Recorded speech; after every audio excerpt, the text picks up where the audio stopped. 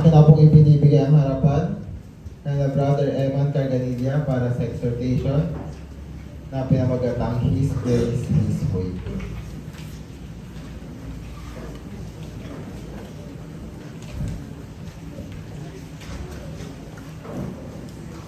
Maraming salamat, Brother Limuel.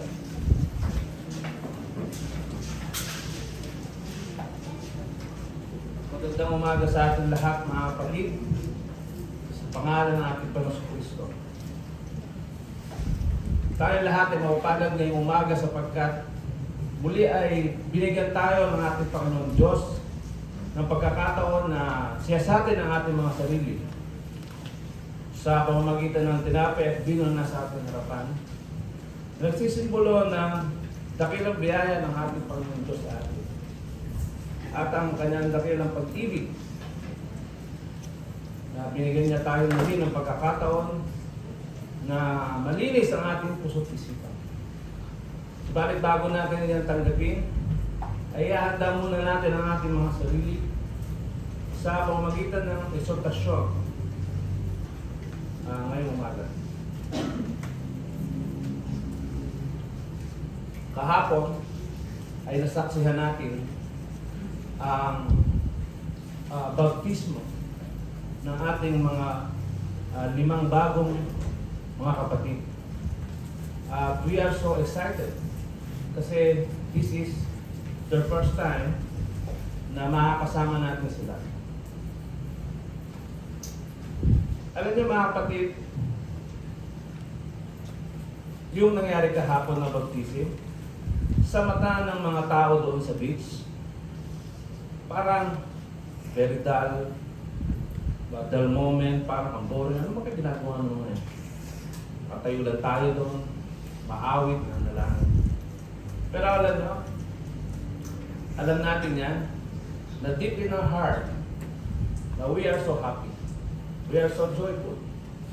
Kasi katulad ng sinabi na sa Luke 15 verse 7, I say unto you, sabi natin Panginoon Kristo, that likewise joy shall be in heaven over one sinner that repented, more than 99 just persons which no need to repentance.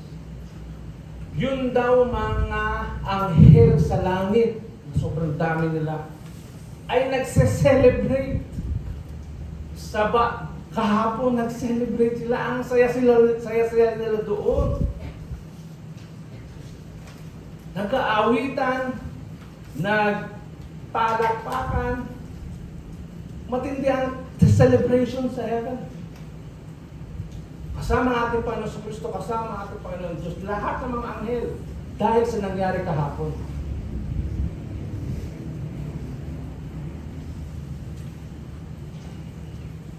Kaya kung ikaw, actually, kahapon, umiyak ako. Sa pinalata. Deep inside, mga kapatid, tears of joy. And it should be. Ganun dapat ang ating nararamdaman. Kasi ganun ang nararamdaman ng ating Diyos, ng ating Panginoon Kristo, at lahat ng anghel sa langit. Na kada may isang mag-repent, magbalik loob sa Panginoon, nagse-celebrate sila. At alam nyo, yung kahapon, ng ating mga bagong kapatid, the moment na after kayong ilublob sa tubig, alam nyo ba na kayo ay naging righteous? That very moment, you were become righteous. Alam niyo ba kung bakit? Kasi binura ng Diyos lahat ng mga kasalanan nyo. That is the only thing na magiging righteous ka. Kahapon sinabi natin, para mas mainit, to make it simplified, hindi ka makakapasok sa kaharian hanggat meron kang natitirang isang kasalanan. Maliit man yan o malaki, hindi ka makakapasok. Bawal sa kaharian yun. Para makapasok ka, kailangan ikaw ay righteous o zero ang iyong sin. At hindi mo magagawa yun, hindi natin magagawa yun, only God can do that. Kailangan mapatawag ka ng Diyos For you to be justified, just means righteous. Kailangan maging righteous ka. And God can only do that. Hindi mo magagawa yun. Kahit perfectin mo pa ang utos. Kahapon. Kaya, kung ako ay ibabaptize ulit, kung i-rewind lang, ang wish ko, pagka-baptize ko, pagka-ano ko, sana dumating na ang Panginoon sa Kristo. Kasi righteous na ako agad eh. Pero hindi mo nangyari yun. Huwag niyong isipin yun. Ano ko lang yun? Hypothetical. Kasi ganun siya eh. Matatanggap ka sa kaharian kapag ikaw ay right. Pakakapasok ka sa kaharian pag ikaw ay righteous.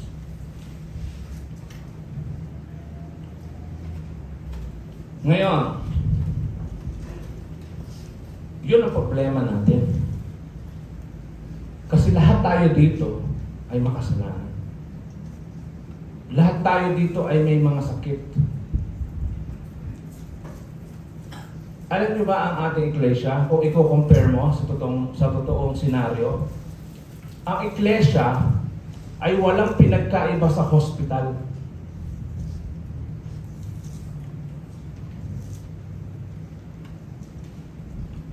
Every time na pumupunta tayo sa memorial meeting, nagpapa-check up tayo. Naggagamot tayo. And our Lord Jesus Christ is our great physician. Siya yung naggagamot sa atin. Kasi, meron tayong mga virus. Meron tayong mga sakit. And that is terminal disease. Tayo lahat dito ay may terminal disease na walang gamot, kundi ang Diyos lang ang makapagbibigay sa atin. Sabihin ng terminal disease, malapit, kumbaga, sure na mamamatay ka. At kung hindi ka magagamot, you will die forever. Or you will perish like a beast.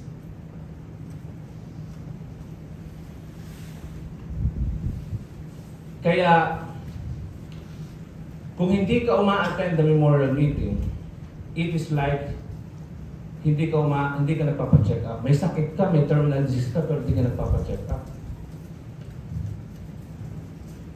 Ganun yun, mga kapatid. Our ecclesia is a hospital because we are all sick. And our Lord Jesus Christ, our great physician. Lahat tayo dito ay may sakit. Lahat tayo dito ay nangangailangan ng grasya ng Diyos para tayo mapagaling.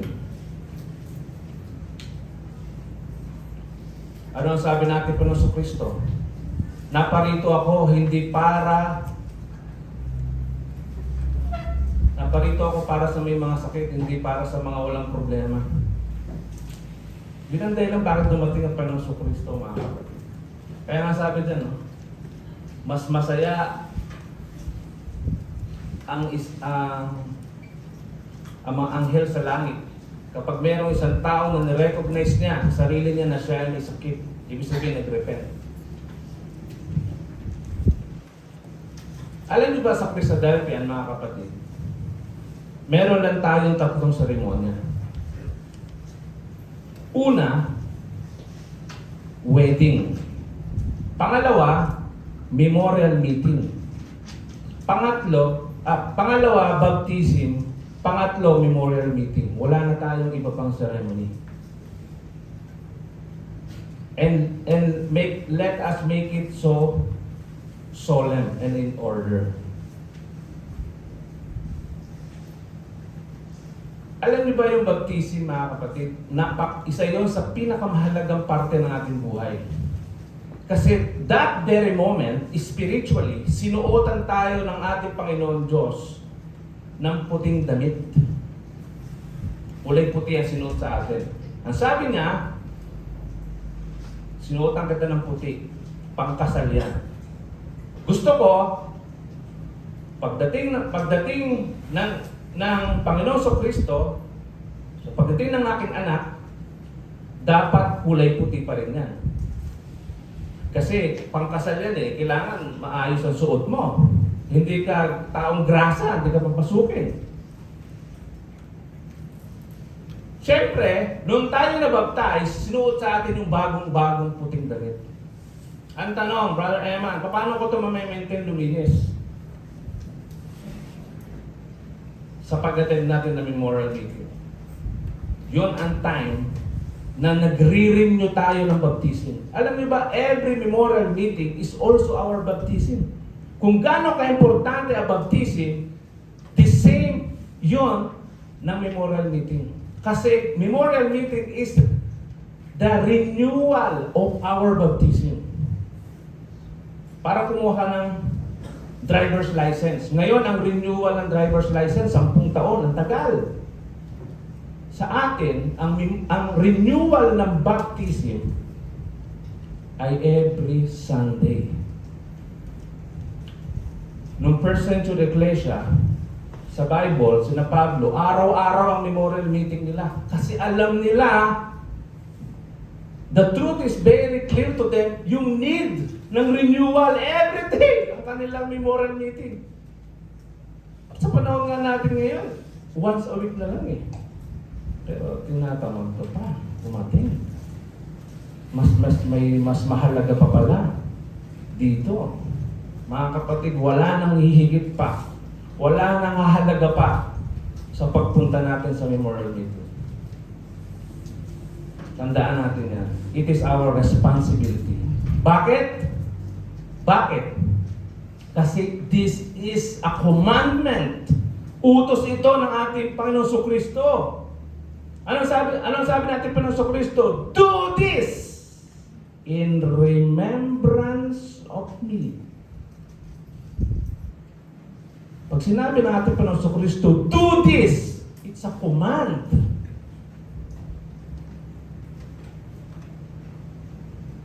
And if a command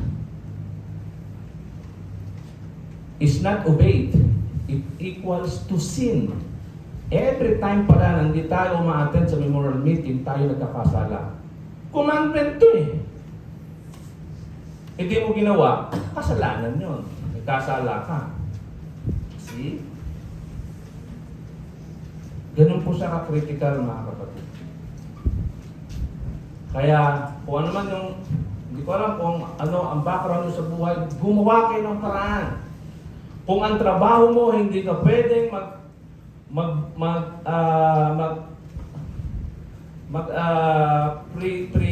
mag-rest day ng Sunday, huwag ka mag-apply doon. Huwag ka mag-apply doon, madami pang trabaho. Unahin mo lagi, pag ikaw ay mag-a-apply, first requirement, kailangan Sunday free time ko.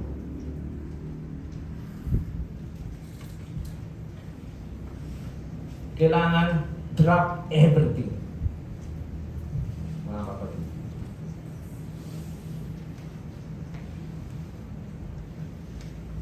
Ngayon, proceed na tayo.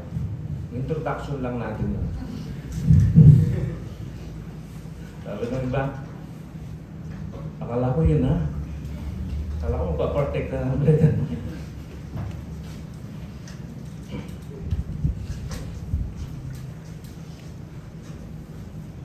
His grace. Pagkalala sinabi natin, ang na-prepare ko po na talk ay isang subject lang. Hindi ito 4 na subject na magkakaiba ng story. It is a one whole subject na dinivide ko sa 4. So isang subject siya, good for 4 hours talk. Eh siyempre, kakayanin niyo ba yung 4 na oras? Siyempre hindi. Kinapchat natin. And this is the final one. His grace, His way.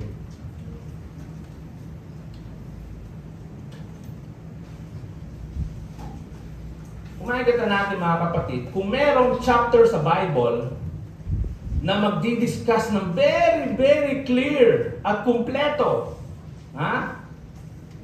na information about the grace, it is in Ephesians chapter 2. This chapter is the chapter of grace in the Bible. Nandiyan na lahat mga kapatid. Kahit hindi ko na nga explain aayusin ko lang, pakikita ko sa inyo. lahat ng pinag-aralan natin for this whole 3 days, nandito lahat sa chapter 2 ng Ephesians. And before that, I want you to remind you, mga kapatid, everything in our life is about grace of God. Tandaan natin yan. Lahat ng nangyayari sa ating buhay, lahat ng mga success na nakuha natin, lahat ng mga everything na nangyayari sa ating buhay, lahat yan ay because of the grace of God. Ibig sabihin, regalo yan sa iyo ng Diyos. Actually, hindi ka deserving na kunin yan, pero binigay niya sa iyo. Alam niyo ba yung ating pinag-aralan na 3 stages of grace? Para doon sa ating mga kapatid na nasa likod, na-miss yung 3 study, i-review lang ho natin ng konti for their sake. Pero kung gusto niyo pong malaman yung 3 pang studies na nakaraan, binidyo ko po yung ating mga studies. And very soon, i-upload natin yan sa YouTube para pwede nyo rin mapanood, ma-review, or ma-share sa ibang mga kapatid na wala dito. Kasi para sa akin po, mga kapatid, napakahalaga ng pag-aaral na ginawa natin for these 3 days. So, para sa review lang, ang grasya po ng Diyos ay meron 3 stages. Ang unang stage, ang manifold grace of God. Yung manifold grace of God, yung salitang manifold, hindi ko po invento yan. Nakasulat yan sa 1 Peter 4 verse 10. Na pinapakita doon na ang salitang manifold ay para sa lahat ng tao. Ang sinasabi dyan, na ang grasya pala ng Diyos ay ibinigay niya sa lahat ng tao. Masama man o mabuti, Christadelphian man o hindi, Hentil man o Hudyo. Ang pangalawang stage ng grace ay ang justified grace. Kung mapapansin nyo, Brother Eman, bakit 2 regalo yan? Sabi kasi sa John 1:16, ang sabi doon, ang grace daw ay parang isang regalo. Kasi grace is a gift of God. Regalo siya, mamaya discuss din natin yan. Nung nagbigay ng regalo ang ating Panginoon Diyos, nung ating itong binuksan, meron pang isang regalo sa loob. Kung papansinin nyo, mas maliit siya kaysa dun sa una. Kasi mas kukunti ang nakareceive niyan. Mas kukunti. At yun yung mga tao na nag-respond sa tawag ng Diyos. May mga tinawag kasi ang Diyos at tayo yun. We responded. Kaya nabuksan natin yung pangalawang gift ng Diyos. At in the future, mabubuksan natin yung final gift ng ating Panginoon Diyos na grasya ng Diyos, ang glorified grace of God. Ito na yung immortality. Hindi pa natin ito nakukuha. Kumbaga, nandyan lang siya pero hindi pa natin nabubuksan. Yung justified grace of God, nasa Romans 3 verse 24. Glorified grace of God, nasa Romans 5 verse 2. Lahat po yan ay supported ng verses. At kung mababasa natin, sa Romans 8 verse 30, ang sabi dito, moreover, whom he predestinate, then he also called. And dito ho yan. And whom he called, then he also justified. And whom he justified, then also glorified. Yan po yan. Kaya meron talagang 3 stages ang grace of God. Kung mapapansin nyo, yung pangatlong regalo, ang pinakamaliit. Alam niyo ba kung bakit? Kasi kokonti lang ang makukuha niyan. Many are called, but few are chosen. Yun yung mga chosen. Yun sa glorified of God. Yun ang masaklap, mga kapatid. Many are called, but few are chosen.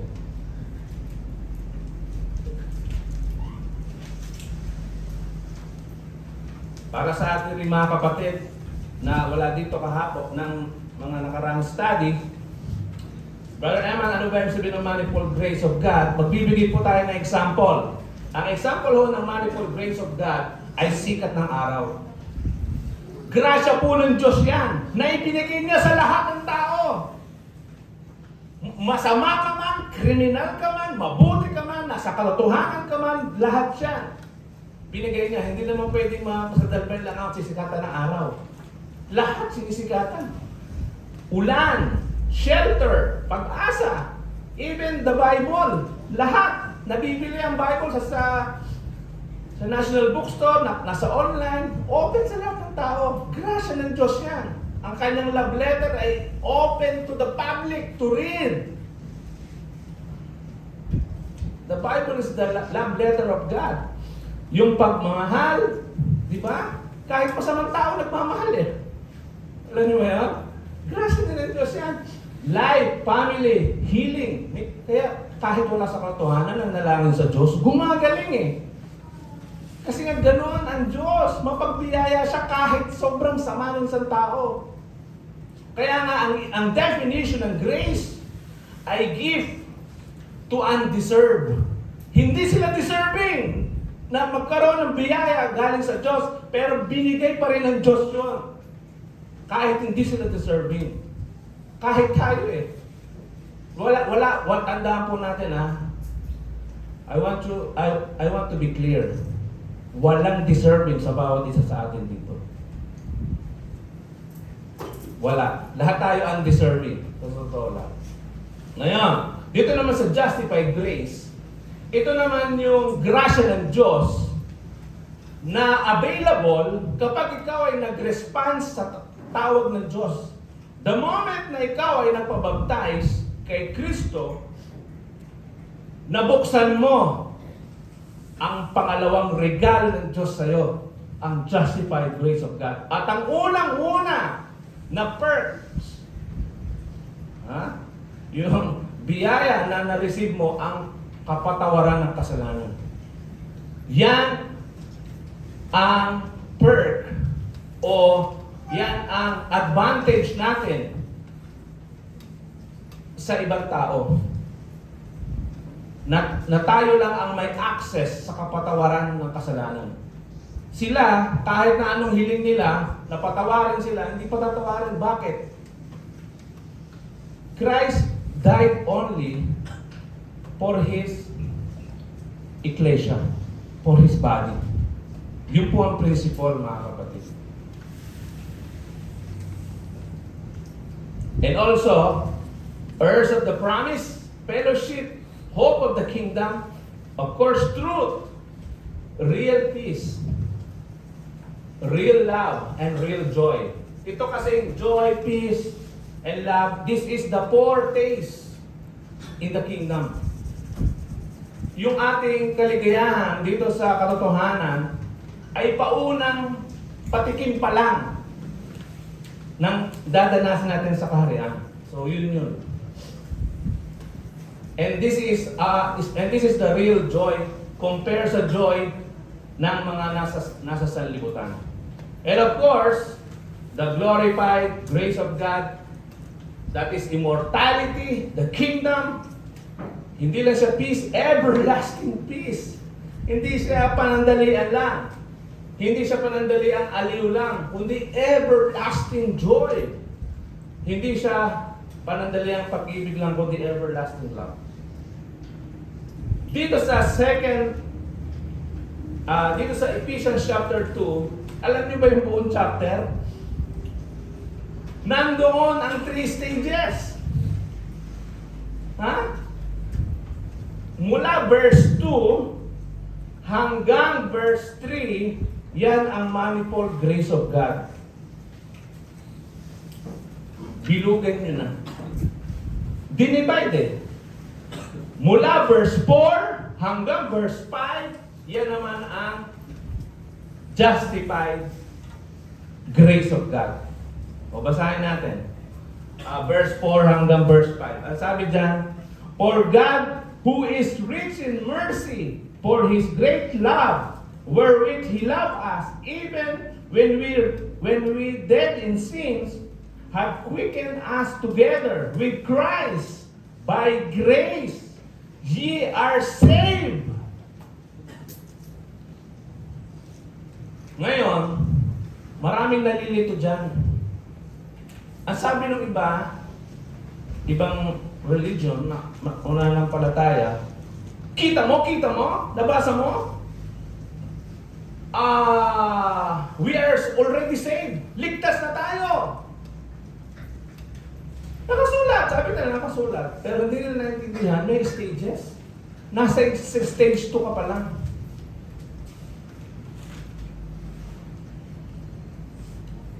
Nakasave ka doon sa manifold. Yun po yun, mga kapatid. Pero tayo, malinaw na malinaw sa atin yan. Na yung sinasabi dyan na grace ay stage 2. Ha? At yung pangatlo, from verse 6 hanggang verse 7, kita nyo diretso. Very clear.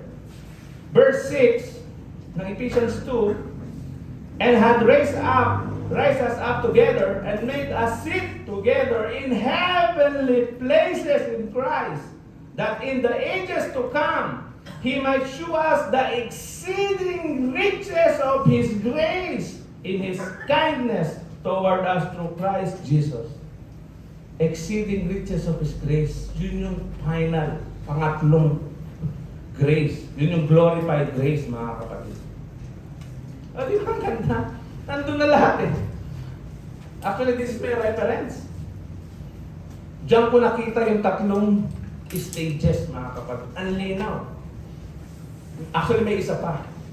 Ephesians din. Sa verse 12. Actually, nasa first principle ito. At napakaganda nito. And this is one of my favorite verse in the Bible. Ang sabi kasi dito, that at that time, ye were without Christ, being aliens from the commonwealth of Israel, strangers from the covenants of promise, having no hope, and without God in the world. Alam nyo, nung una ko itong naintindihan, nung ako ay nag-aaral pa lang, right after ko mabaptize, doon ko muna naintindihan to. Ganun pala. Alam niyo ba yung sinasabi dyan? May mga tao kasi, alam niyo ba ang sa Christadelphia, ang very unique sa atin, ang three greatest covenant of promise. Yan ang very unique sa atin. At yan kasi ang susi para maintindihan mo ang Biblia. Tandaan natin, ang Biblia ay nabibili lang kahit saan. Sa National Bookstore, nandun lahat. Pero pag hindi mo alam ang three greatest covenant of promise, hindi mo maiintindihan ang buong Biblia. Yan ang susi. At sinabi yan dito, marami kasing religion, hindi nila alam, hindi nila kaya na-explain ang Edenic Covenant, ang Abrahamic Covenant, ang Davidic Covenant, hindi nila alam. Pag hindi mo yan alam, hindi mo maiintindihan ang buong Biblia.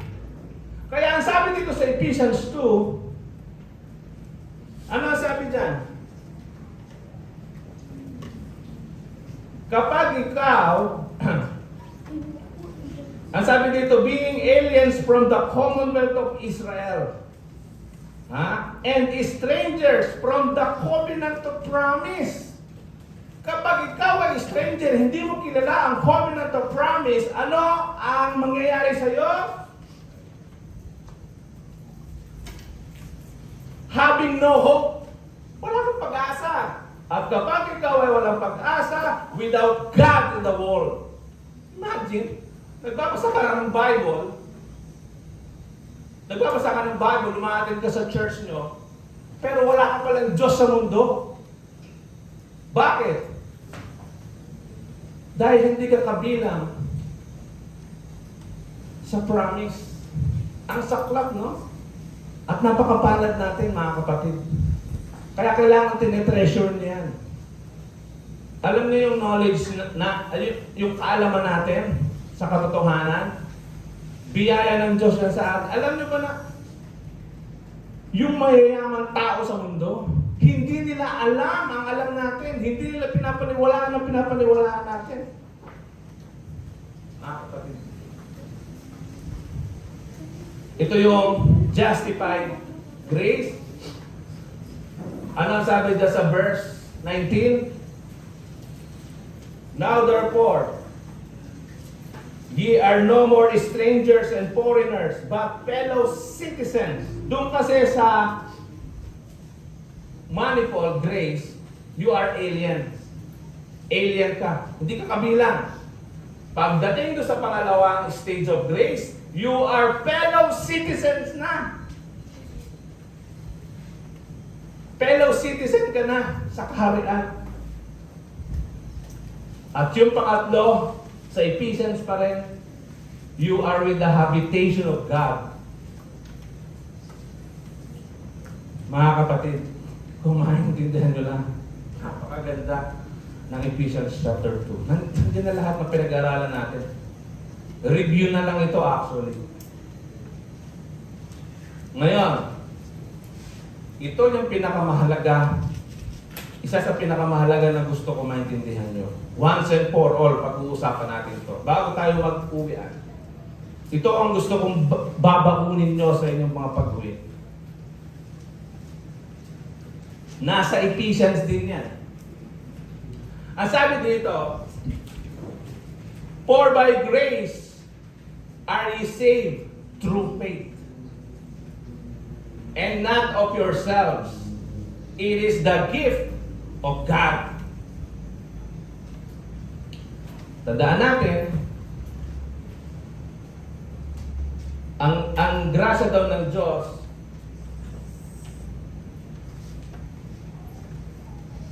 ang kaligtasan daw ay regalo ng Diyos. Regalo. Ibig sabihin ng regalo, hindi mo ito binibili. At hindi mo ito kayang i-work out. Yung buhay na walang hanggan, hindi mo kayang pagtrabahuhan. Wala itong presyo, regalo ito. Ibig sabihin ng regalo, binigyan ka ng regalo, hindi dahil job well done. Hindi. Kasi, natuwa ang Diyos sa'yo. Para maintindihan mo, katulad sinabi natin nakaraan, ilagay mo yung sarili mo sa Diyos. Ikaw yung Diyos. Ikaw yung magbibigay ng regalo. Sino ba yung mga tao na binibigyan mo ng regalo? Di ba unang-una, yung mga importante sa buhay mo? Yung mga tao na napasaya ka. Yung tao na mahal mo. Yun ang mga binibigyan mo ng regalo, di ba? Nagbibigay ka ba ng regalo sa tao hindi mo kilala? Hindi eh. Nagbibigay ka ba ng regalo sa isang taong galit ka o naiinis ka sa tao yun, tapos bibigyan mo regalo? Walang ganon. Ang binibigyan ng regalo, yung natutuwa ka. That's the word. Yung bang masaya ka kapag pag binigyan mo siya ng gift, 10 times ang saya mo kaysa nung nag-receive. Kasi gusto mong ibigay sa kanya. Napipicture nyo? Ganun ng Diyos. Gustong-gusto niyang ibigay yan. Dahil natuwa siya sa'yo. Ngayon, Brother Eman, may kadugtong kasi yan sa verse 9. Ang sabi dito, not of works, lest any man should boast. Kaya ito ang nagpapalito. So, ibig sabihin pala, para matuwa,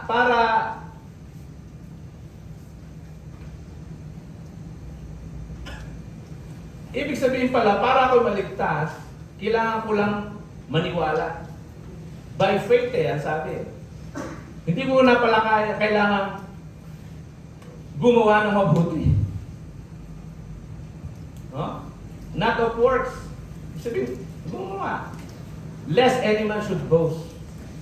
Actually, hindi yan ang ibig sabihin ni Pablo. Yung works na sinasabi dyan, yun yung law of Moses.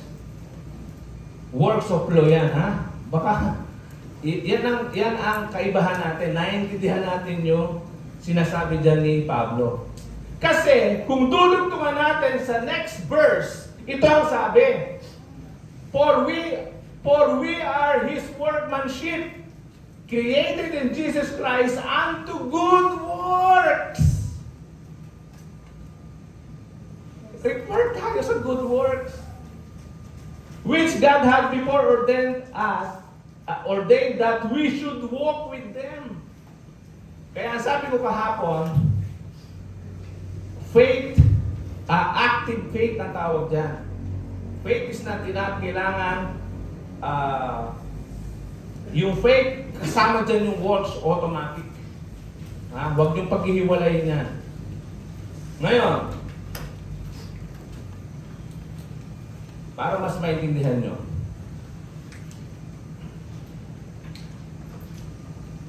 alam nyo, siguro isa sa talent ko, yung kaya kong i-simplify yung yung isang bagay na komplikado. Lalo-lalo na kapag ang kausap ko ay mga kabataan. Para mas maintindihan nyo, kasi malalim itong part na ito, mga kapatid. Para maintindihan mo ganito. Ganito na lang. Ha?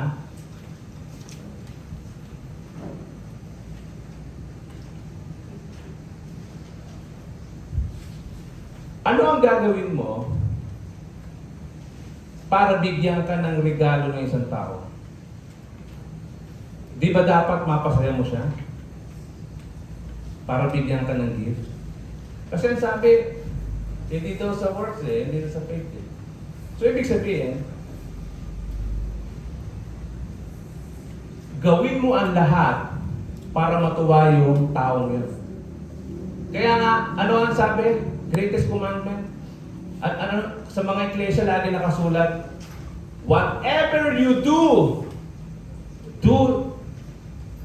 for the glory of God. Yun lang yun, mga kapatid. Do everything for the glory of God. Pasayahin mo siya. Kailangan sumaya ang Diyos. Kasi pag natuwa siya sa iyo, bibigyan ka ng regalo. Yun lang yun, mga kapatid. Yun lang yun. To simplify any complication, kailangan sumaya ang Diyos sa iyo. At pinag-aralan natin kahapon pinag-aralan natin ng makalawa, ano ang love language ng Diyos para maging masaya siya at mapili na siya ay mahal mo through obedience. Every time na sumusunod ka sa mga utos ng Diyos, ang equivalent nun, I love you. Every time na sumusunod ka sa utos ng Diyos, ang equivalent nun, I love you. At every time na ikaw ay nagkakasala, ang equivalent nun, I hate you. Yan, alam niyo na, very simplify na yan, ha? Yun lang mo yun, mga kapatid. Greatest commandment siya, love your God with all your heart. Ayan, no? Do all to the glory of God. Ay, ito, maganda to. Maganda to, mga kapatid. Di ba kaya mga natutulog at gumising ka, maganda to.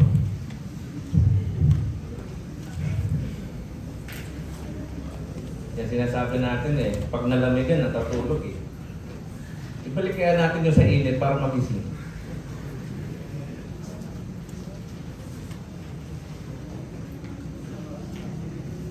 Para mas maintindihan mo ang salitang grace, i-compare natin sa salitang mercy. Kasi yung iba nalilito. Ang grace ba ay mercy din? Magkaiba ho sila. Pero pag kinompare mo, mas magliliwanag sa'yo. Tingnan nito, napakaganda nito. Ang grace kasi, ang Greek word niya ay charis. Ha? Or charis. Grace is unmerited favor. God giving us something we don't deserve. Yun ang meaning niya, grace eh. Nagbibigay ang Diyos ng something na hindi ka naman deserving na ibigay sa'yo. Pero binigay niya. Yun ang grace. Ang mercy naman iba. Sa Greek word, elios. Mercy is not getting the punishment. Dapat paparusahan ka, pero hindi ka pinarusahan. God withholding judgment. Yun ang mercy. Dapat paparusahan ka, pero hindi ka pinarusahan. Dahil naawa siya sa'yo. Pero ang grace, kaya papansinin niyo, parang related, no? Parang pareho lang siya, Brother Emma.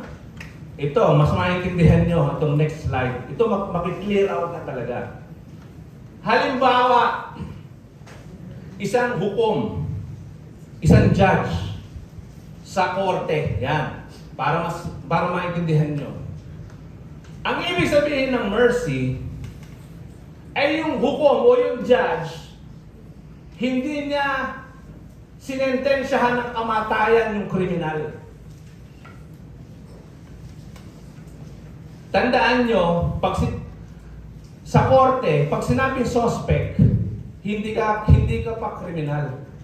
Yun ang pagkakaiba ng suspect sa kriminal. Pag sinabing kriminal, proven talaga na guilty ka. Pag suspect, hindi pa. Kumbaga, ano ka pa lang, probable cause, something like that. Pero, pag sinabing criminal, talagang guilty ka. Ginawa mo talaga, clear as crystal. Pero, ang sabi ng judge, hindi kita sisentensya ng kamatayan. So, naawa siya. Mercy ang tawag doon. Alam niyo ba kaya ng judge yun? Ngayon, ikumpara naman natin sa grace. Ito naman ang grace compare sa mercy. Ulitin ko ha, ang mercy, sisentensya ka ng kamatayan, hindi tunuloy. That's mercy. Ito naman yung grace. Yung judge, ito maintindihan niyo talaga ang grace. Ito yung judge. Alam niyo ang ginawa na sa kriminal? Inampun niya yung kriminal. At pinapasok niya, ginawa niyang pamilya, at pinapasok na sa sarili niyang bahay. Inuwi niya sa bahay niya. Mga kapatid.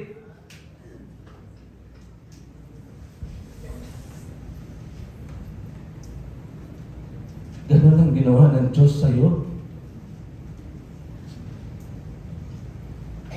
Yun ang ginawa ng Diyos sa atin. We don't deserve. Mga kriminal tayo sa mata ng Diyos kasi we are guilty of sin. Pero inadapt na tayo. Hindi natin deserve ito. Pero ginawa niya. Nakita niyo ng difference ng grace? Yan ang character ng Diyos na one of His greatest character. Kaya napakaganda ng topic na to, mga kapatid. Kaya yung stamp with grace na nakasulat sa likod nyo, yan ang passport na mag-a-approve sa inyo sa visa papunta sa kaharian.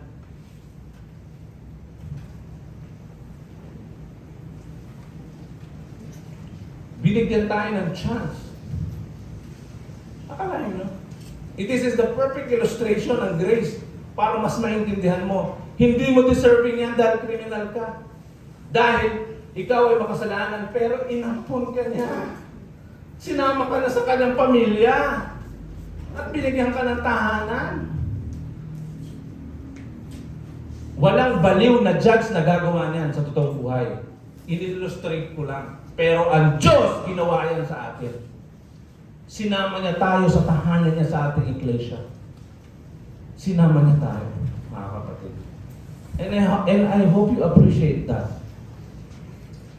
Now, let's go to His way.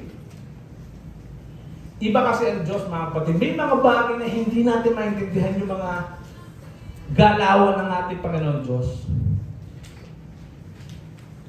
Katulad na lang nung, total, pinag-uusapan natin yung works.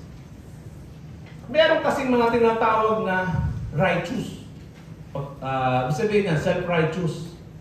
Katulad nito, itong isang Pariseo na nananalangin. Alam mo sabi sa Luke 18 verse 11, ang sabi niya, the Pharisee stood and prayed thus with himself. Tandaan natin, itong Pariseo na to, hindi siya nananalangin sa maraming tao. Hindi, nananalangin sa kanya sarili lang. Wala nakakakita. So, lahat na sabihin niya, himinit. Ha? Ang sabi niya, I thank God. God, I thank thee.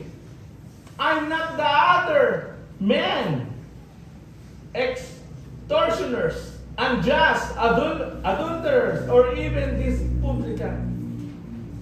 Ang sabi pa niya, I fast twice in the week. I give tithes of all that I possess. Alam niyo yung sinasabi ng Pariseo?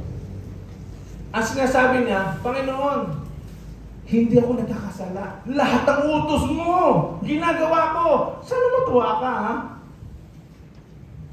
Nagpa-fasting ako, nagbibigay ako ng tithes, lahat ng gusto mo pinipigay ko. Di ba yun ang dapat? Pero bakit ito?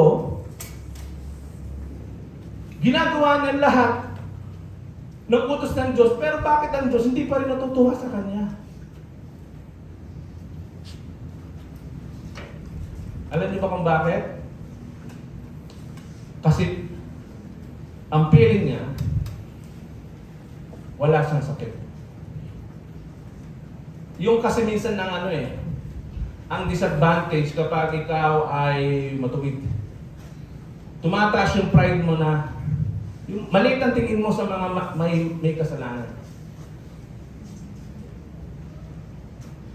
Pero ano ang pinanigan dyan ng Diyos? Yung publikano. Makasalanan yan, ha? Pero pinanigan ng Diyos. Bakit?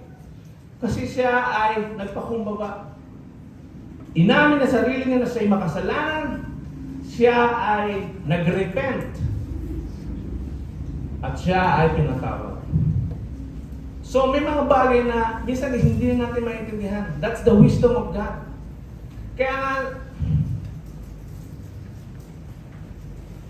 nga hindi talaga by works works of law. Kasi magbuboost ka lang magpakaroon ka lang ng pride. Di ba yung nasabi kanina? Yun nasabi kanina, not of works, lest any man should boast. Magyayabang ka lang sa Diyos Ito pa isa, si Saul.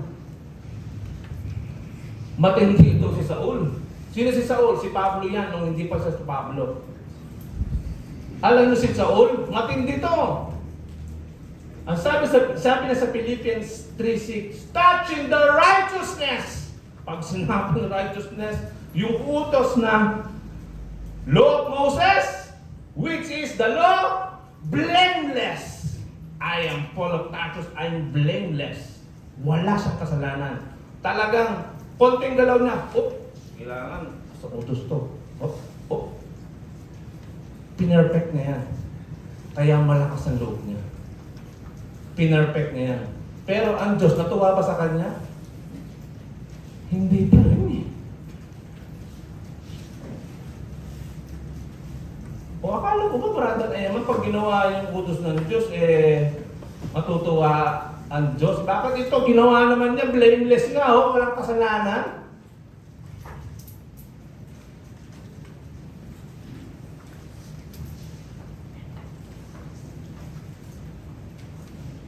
May kulang sa kanya. Ang kulang sa kanya ay si Kristo. Di ba? Kilala naman natin si Pablo noon Alam mo, bawat isang Krisadalpe na mapatay ni Pablo, tuwan-tuwa siya. Feeling niya yun ay righteousness sa kanya. We know all the story. Ngayon, dito naman tayo sa mga sinners. Pinakikita ko lang to para maintindihan nyo kung paano mag-isip ang Diyos. Paano ang kanyang character, di ba? This time, maraming sinners sa Bible. Alam naman natin yan. Sandamakmak ang makasalanan sa Biblia. Hindi lang sa... Huwag na tayong lumayo. Dito na lang sa room natin. At dami, halos lahat tayo. Hindi pala halos. Lahat talaga. Walang matuwid sa atin dito. Lahat tayo makasalanan. Pero ang i-discuss kong 3 tao sa inyo ngayon, kung may kasamaan sa mundo, sila yung mga top-notcher. Napakasasama ng mga tao ito. They are evil people. Uumpisa natin sa pinakamabait, sa pinakamasama. Ibig sabihin, grupo sila ng masasamang tao, pero siya yung pinakamabait ito sa 3. Worst of the worst ito. Sino siya? Si Ahab. Evil king ito. Sumasamba sa Diyos-Diyosan na i-promote niya yung Baal worship. Pinagpapatay niya ang mga propeta ng Diyos. Ganun kasama. Isa siya sa nagpapatay kay Naboth. Paano niya yung kanyang asawa si Jezebel. Ngayon, ano ang nangyari?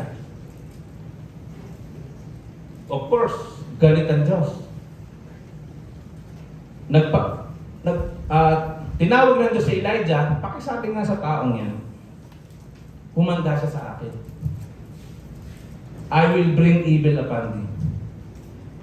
Pakisabi, Elijah.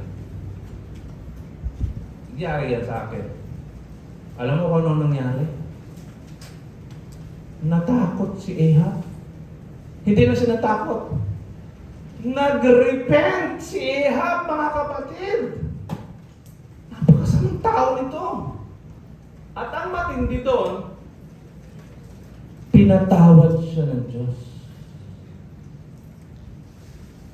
Sandali lang. Brother Emma.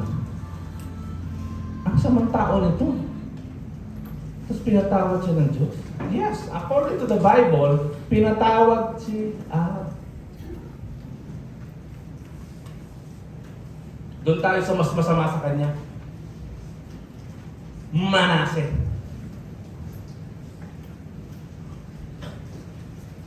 Amplified, mas matindi ang idol worship na pinakilala niya sa Israel. Pati yung pag-aalay sa mga bata, mismong anak na inaalay niya. Ganun ka-evil ang hari ito.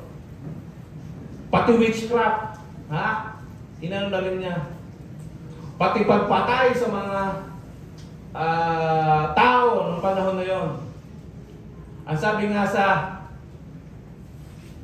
history, siya ang nagpapatay kay Isaiah.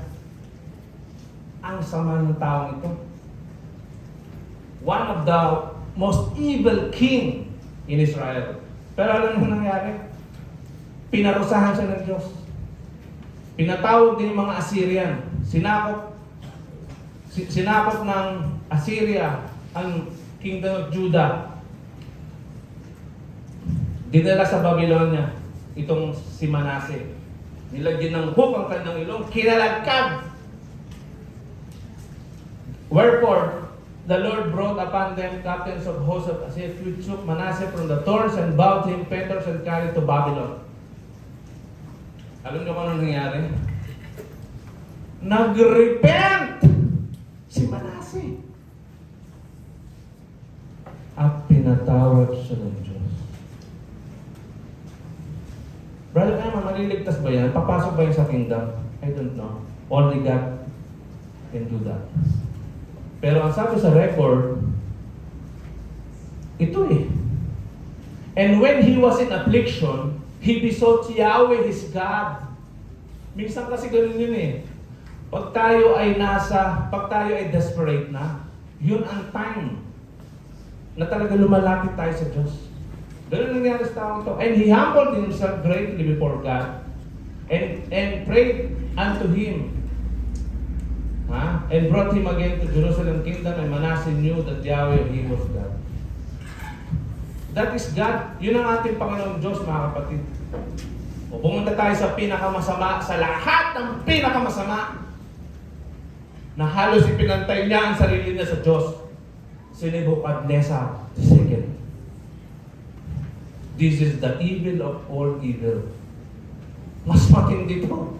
Kasi pinasunog niya ang buong Jerusalem. Dinala niya sa Babylon. Nagkaroon ng exile. Pinahirapan niya ang mga Hudyo.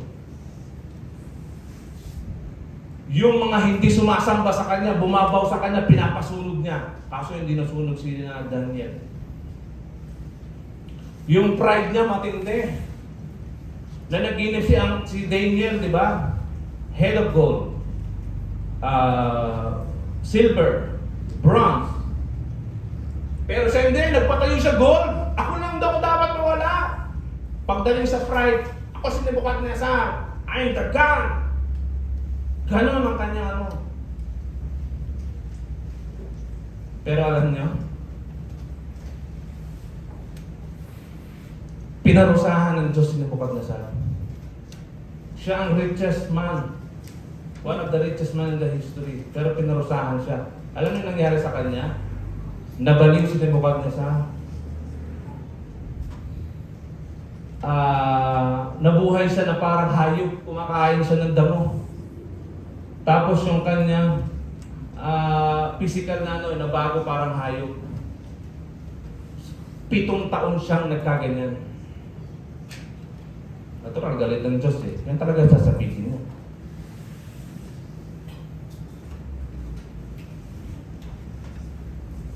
Ito ang matindi, mga kapatid. Nagsisi si Nebuchadnezzar. At pinatawad siya ng Diyos. That is our God. Pinatawad siya ng Diyos. Napakasamang tao nito pero nag-repent siya. Sinabi niya sa Daniel 4:37, I, Nebuchadnezzar, praise and exalt the glorified the King of heaven. Nirecognize niya ang Diyos at nagpaka-humble siya. Pero Eman, anong point mo? Ito ang point ko, makinig kayo mga kapatid.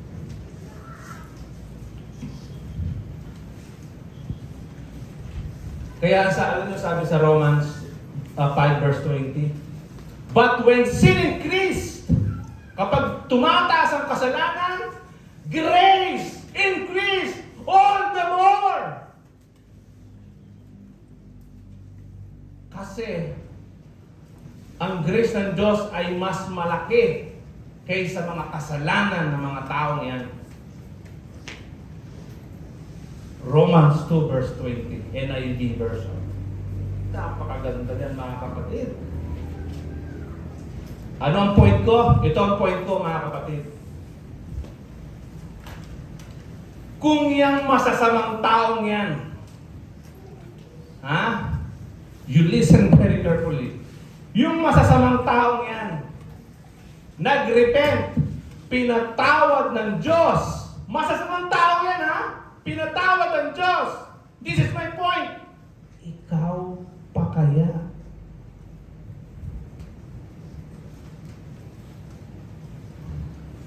Ikaw pa kaya? Patawarin mo ang sarili mo. Itong mga taong ito, sobrang sasama nito. Yung kasamaan nito, wala sa kalingkingan ng kasamaan mo. Pero ikaw, ayoko nang mag-memorial. May kasalanan ako. Yung aso ng kapitbahay namin, napatay ko. Ang babaw mo. Mga kapatid, lalo na yung pagpiling mo guilty ka, hindi ka magme-memorial, tapos hindi ka pa magpapartake ng bread and wine, may gano'n eh. Ay, di bang binibigyan mo ng bread and wine? No, kapatid, no. Mali yun! Mali yun! The more na sa tingin mo, may nakagawa ka ng malaking kasalanan, the more na kailangan mo yung bread. Bakit mo yan.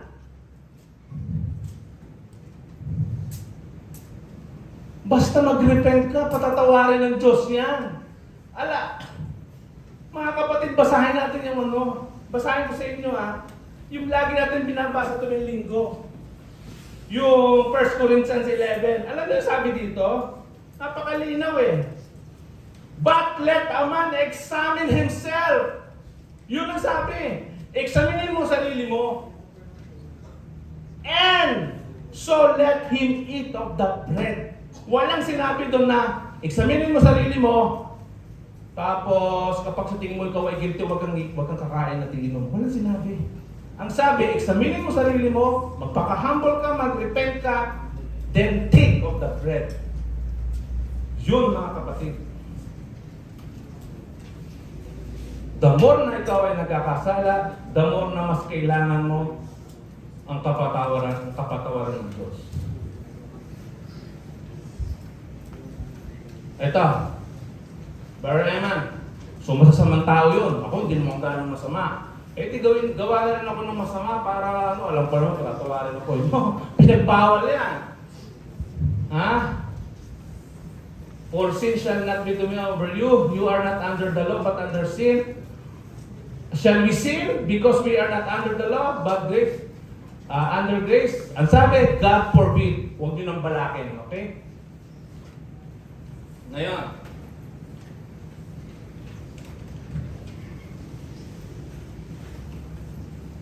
malapit na tayo matapos. God was so gracious to us. Ito ang utos ng Diyos sa atin. After niya maging gracious sa atin, God requires us to be also gracious to others. Kung gaano daw naging gracious ang Diyos, dapat ganun din tayo sa ating mga kapatid. Tandaan natin, alam niyo yung greatest commandment? Hindi pa tapos yun. You love your God with all your heart, with all your soul, with all your strength. May kadugtong yun. And love your neighbor as yourself. Kadugtong yun. Hindi pa siya tapos. Binitin ko lang kayo. Yun ang kadugtong niya. Ang pagiging gracious ay kailangan i-share din natin sa ating mga kapatid.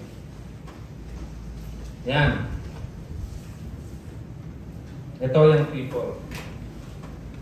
Gusto ko kasi bago tayo maghiwa-hiwalay, meron akong iiwanan sa inyo na napaka-importante. Para sa inyo talaga ito. Napakaganda nito. Mag-ready kayo Importante ito. Ngayon, sa buhay nyo, what is your ambition in life?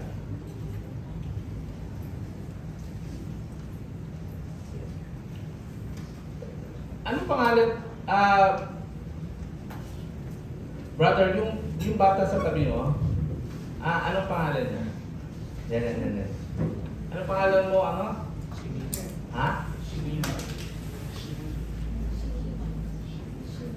Si Mima.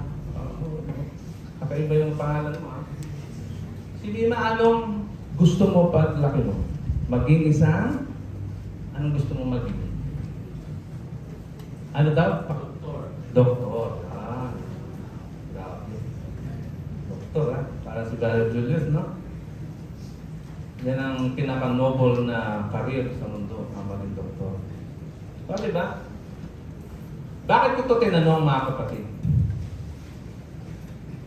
Tuwing tinatanong ko ito, wala pa akong napagtanungan na ang sagot, anong gusto mong maging paglaki mo? Gusto mong makapasok sa kaharian? Wala pa. Ang mga sagot lagi, gusto kong maging doktor, gusto kong maging engineer, gusto kong maging teacher. Wala pa akong na dinig na sinabing gusto kong makapasok sa kaharian. Mga kapatid, ambisyonin natin na makapasok sa karan. Yan dapat ang ating ambisyon sa buhay. Yan dapat ang ating main goal. Ha? Alam niyo kung bakit? Ganito kasi yan. Ito yung common human pursuit. Ang isang tao, nag-aaral. Anong dahilan bakit ka nag-aaral? Para lang ba may matutunan ka? Hindi. May dahilan. May dahilan bakit ka nag-aaral. Hindi dahil para may matutunan ka lang makuha ng magandang grade. Kaya ka nag-aaral para magkaroon ng business o magkaroon ng negosyo. Yun ang dahilan para magkaroon ng magandang trabaho. Ngayon ang tanong, ikaw ba'y nag-aral para magkaroon lang ng magandang trabaho? Yung ba talaga ang pinakang dahilan mo? O deepest why mo? Hindi. May mas malalim pa. Ano yun? Kasi gusto mong kumita ng pera. Of course. Magtatrabaho ka ba kung walang sweldo? Pero ang tanong, gusto mo lang ba talaga yung pera? Kaya ka nag-aral, kaya ka nagtrabaho, para lang ba sa pera itself? No! May mas malalim pang dahilan, mga kapatid. At ang isa sa dahilan dyan, gusto mo din magkapamilya. Ngayon ang tanong, ang magkaroon ba ng pamilya ang pinaka-goal mo talaga? Kung bakit ka nag-aral, nagtrabaho, at kumita ng pera para magkaroon ng pamilya? Hindi! Ang pinakadahilan dyan, para magkaroon hindi lang magkaroon ng pamilya, magkaroon ng anak, yung ba ang pinakang dahilan? Hindi. Ang pinakang dahilan mo, deepest why? Gusto mong mapil ang lahat. Gusto mong magkaroon ng, ang pagmamahal na sa tahanan mo. Ngayon ang tanong, ito pa, yan ba talaga ang pinakadahilan? Kung bakit ka nag-aral, nagkaroon ka ng trabaho, nagkaroon ka ng pera, nagkaroon ng pamilya, ng mga anak, para ma-feel ang labi laban. May mas malalim pa mga kapatid. Joy. Gusto mong karoon ng aliw.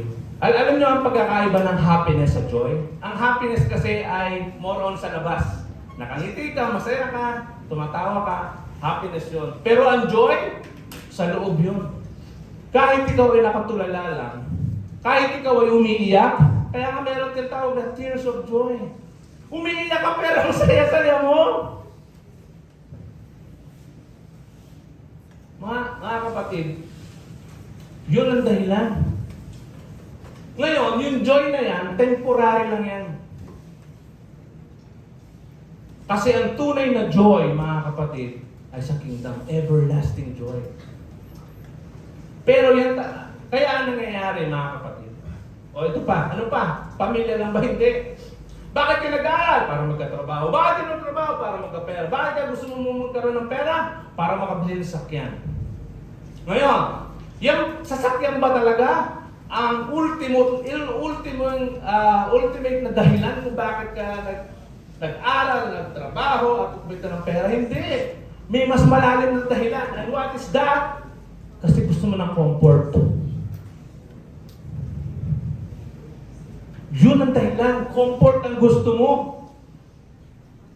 Hindi kotse itself. It's the comfort. Pero ang tanong, comfort pa talaga yung ultimate na dahilan? Hindi din. May mas malalim pa. And that is peace. Yun talaga siya, mga kapatid. Ano pa? Kaya ka nag-aral, nagtrabaho, kumita ng pera. Of course, para bumili ng house and lot. House and lot ba talaga ang dahilan kaya ka nagpapakahirap? Hindi! May mas malalim na dahilan. Ano yun? Security. Gusto mo ang pamilya mo magkaroon secure at hindi matulog sa kalsada. Yun ang pinili mo. Yun ang pinaghirapan mo. Pero ang tanong, security ba talaga ang dahilan? Hindi. May mas malalim pa. And that is peace. Ano pa? Recreation.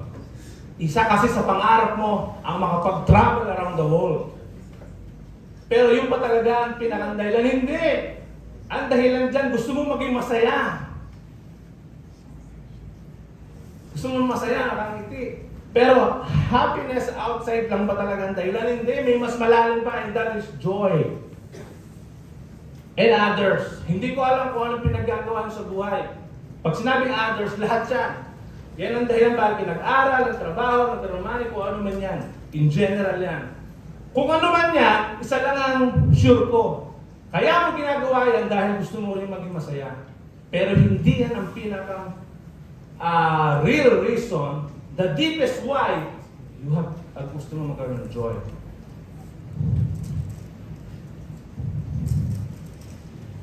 Naintindihan niyo yung mga kapatid? Ay, grabe.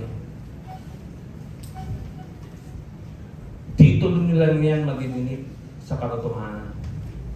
Alam mo kaya maraming nagsisuicide? Maraming mayayaman sa mundo, hindi masaya! Alam mo bakit? Hindi nila alam yung deepest why. Akala nila yung mga material, hanggang doon sila sa apat na layer, apat na stage. Kaya di ba, nangangarap gusto magkakotse. Nung nagkakotse, parang may kulang pa. Hindi nila naiintindihan yun. Nakapili ka ng house nila, pero parang may kulang. Kasi hindi nila alam. At lahat yan ay temporary lang, mga kapatid.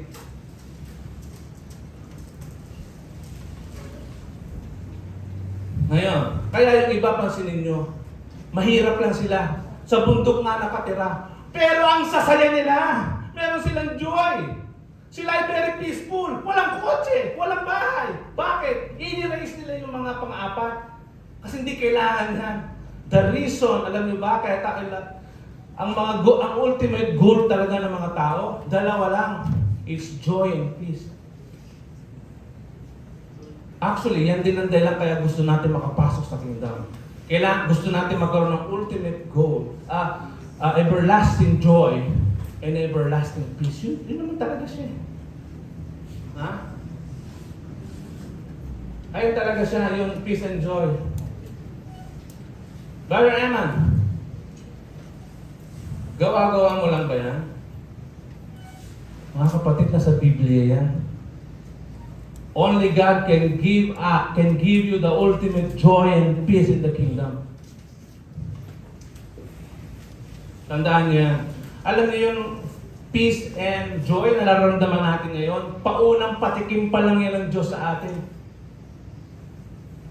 Nasa Bible ho yan. Romans 15, verse 13. Now the God of hope fill you with joy and peace. Nakakapatid. Kasi this is the ultimate goal ng tao. At ito pa, Romans 14, verse 17. For the kingdom of God is peace and joy. Kasi yan talaga ang ultimate na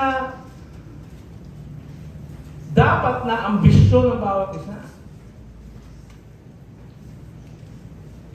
At alam niyo mga kapatid, ito ang totoo. Kapag ang ambisyon mo ay makapasok sa kingdom, lahat ng mga material na bagay na pangarap mo sa buhay, makukuha mo. Pag nakapasok ka sa kingdom, tinan nyo ha, ang pangarap mo magkaroon ng bahay at lupa. Pag nakapasok ka sa kingdom, ibibigay sa iyo ng Diyos ang buong earth. Pag-aari mo yun.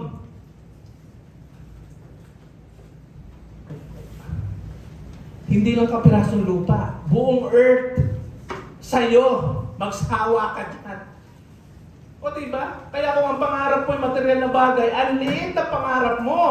Alam nyo ba, mga Kristodelphia na may pinakamalalaking pangarap sa mundo? Kasi hindi tayo kontento sa 20 square meter na property. Ang gusto natin, to inherit the earth.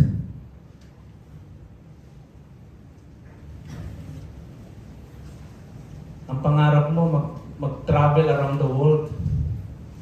Pag nakapasok ka sa kingdom, isang click mo lang nasa Amerika ka na. Hindi mo kailangang sumakay ng aeroplano. Low-tech yun, mga kapatid. O diba? Lahat ng pangarap mo dito sa lupa, walang binatbat yan lahat. Total, ang gusto mo lang ay joy and peace eh. Eh di kingdom na ang pangarapin mo. Kahit maghirap pa dito, okay lang. Wala kang talo, mga kapatid. Ay, grabe. Napakaganda nito. Sana na-appreciate nyo, mga kapatid. Sana na-appreciate nyo. Alam niyo ba, everything we want and need in this life are all available in the kingdom as our inheritance. Kaya, next time, someone asks you, what is your ambition in life? Anong sagot? Apat yan. Kahit kaibigan mo. Anong tanong? Anong ambition mo? To be in the kingdom. Bahala siya. Ha? Ano yun? O, saka mo explain. Mali mo, ma-convert pa siya, di ba? Bahala na siya kung mawiltuhan siya sa'yo. Anong kingdom? Puro ka Korean novela kasi. Basta tayo lang nagkakaintindihan nun. Ha? To be in the kingdom. Sa akin, ano pangarap mo? To be in the kingdom. Tumatawa siya eh. Bahala ka, basta ako yun. Gusto mo example, explain ko sa'yo? Oh, sige. Something like that, ha?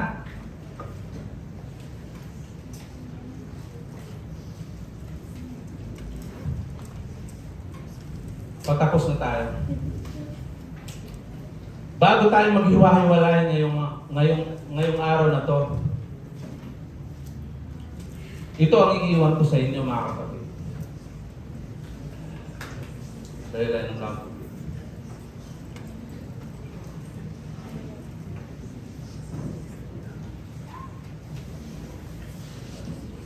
Steadfast and strong.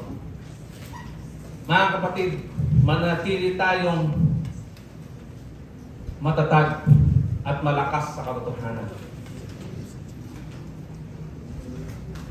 Gawin natin ito hindi lang para sa ating sarili, kundi para sa ating mga kapatid. Nag-get ba yung point ko? Pakinig kayo mga young people, mga kapatid. Maging matatag ka sa katotohanan. Magpalakas ka. Gawin mo ito hindi para lang sa kaligtasan mo. Isipin mo mga kapatid mo, mga kapatid. Alam niyo ba, na kada isang kapatid na nanlalamig at umaalis sa iglesia, affected, may naaapektuhan. Okay lang sana kung aalis ka sa iglesia, ikaw lang yung mawawala. Hindi eh. Marami kang maaapektuhan. Alam niyo ba sa Biblia, very critical ang stumbling block. Ang sabi nga ni Kristo, mabuti pang mag-suicide ka, naglagay ka ng tali sa lubid sa leeg at itapon sa dagat kaysa maging stumbling block ka. Ganon ka-serious ito. Hindi naman kasi pwede na aalis ka sa iglesia na walang affected. Hindi may maapektuhan eh. Manatili tayo matatag, mga kapatid. Lalo na kayo, young people. Ganyang edad ang matinding pagsubok. Maging matatag kayo. Ha? Maging matatag kayo at malakas. Gawin nyo yan hindi lang para sa inyong sarili, kundi para sa mga kapatid.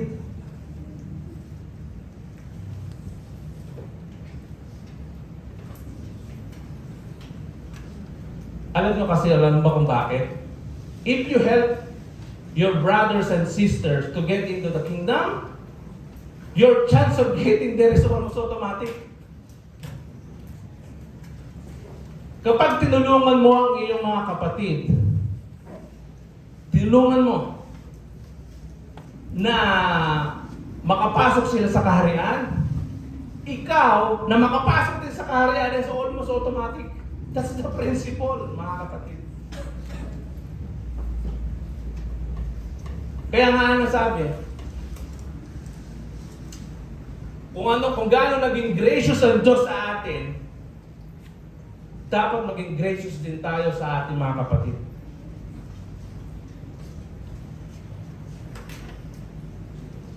Alam niyo ba ang ating Panginoon Kristo na siyang aalalahanin natin ngayong umaga? Madalas natin nadidinig na ang pag-ibig ng ating Panginoon Kristo na nagsakripisyo, sinacrifice niya ang sarili niya, inako siya sa krus. Nakatingin tayo sa krus lang eh. Alam niyo ba ang sacrifice ng ating Panginoon Kristo? Hindi lang sa krus. Buong buhay niya. Hindi siya nagkasala, pinaghirapan niya yun na hindi magkasala para tayo maligtas. Hindi niya inisip ang sarili niya. Actually, the principle of atonement, kailangan iligtas muna ng Panginoon Kristo ang kanyang sarili bago niya tayo maligtas. Yun ang first step. Kailangan iligtas ng Panginoon Kristo ang sarili niya. Kailangan maging perfect siya para siya ay maging Savior.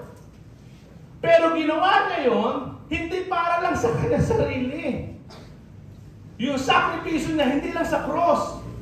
Buong buhay niya, nagsakripisyo, nagtiis siya na hindi magkasala para lang tayo ay maligtas. Kaya kung manghihina ka, please lang, magpakatatag ka. Kasi maraming madadamay. Yan ang malaking pagkakamali ko noon, mga kapatid. Kaya, alam nyo, mayroong isang kanta na hindi compose ako sa dahil pero gusto ko. Hindi ako sintonado ako, pero kakanta ako ulit sa inyo. Ang ganda nitong kantang to. Actually, itong kantang ito, nasa Romans 14 verse 7. Yung kanta na, walang sino man ang nabubuhay para sa sarili lamang. Walang sino man ang namamatay para sa sarili lamang. Ang Panginoon Kristo, hindi siya namatay para sa sarili niya, kundi para sa atin. Mga kapatid, kaya manatili tayong malakas.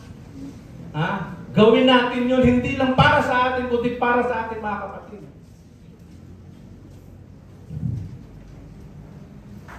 Ngayon, tatapusin ko ang ating study sa pagbabasa ng last verse.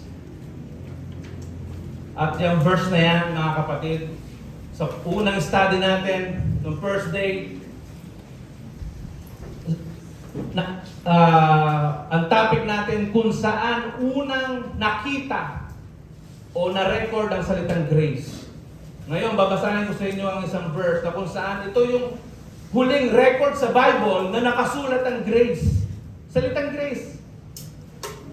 At ito din, ang kahuli-hulihang bersikulo sa buong Biblia. Sa Revelations 22 verse 21, ito ang nakasulat, mga kapatid. The grace of our Lord Jesus Christ be with you all. Amen.